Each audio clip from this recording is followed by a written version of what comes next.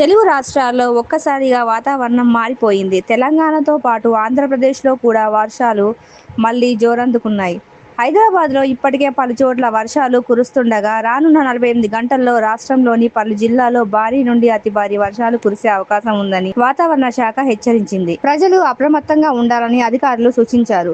తెలంగాణలో హైదరాబాద్తో పాటు ఆదిలాబాద్, నిర్మల్, మంచిర్యాల సహా మొత్తం 16 జిల్లాల్లో భారీ వర్షాలు కురిసే అవకాశం ఉంది.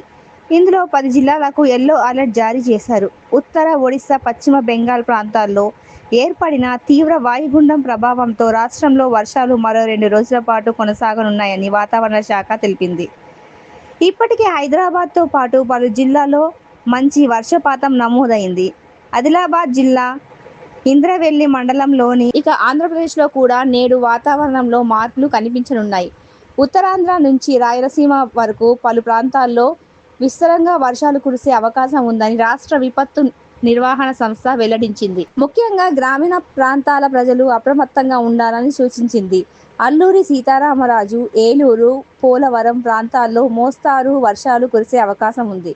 అలాగే శ్రీకాకుళం, పార్వతీపురం, మన్యం, తూర్పు గోదావరి, పశ్చిమ గోదావరి, ఎన్టీఆర్, నంద్యాల జిల్లాలో ఉరుములు, పిడుగులతో కూడిన తేలికపాటి నుండి మోస్తారు వర్షాలు పడే అవకాశం ఉంది.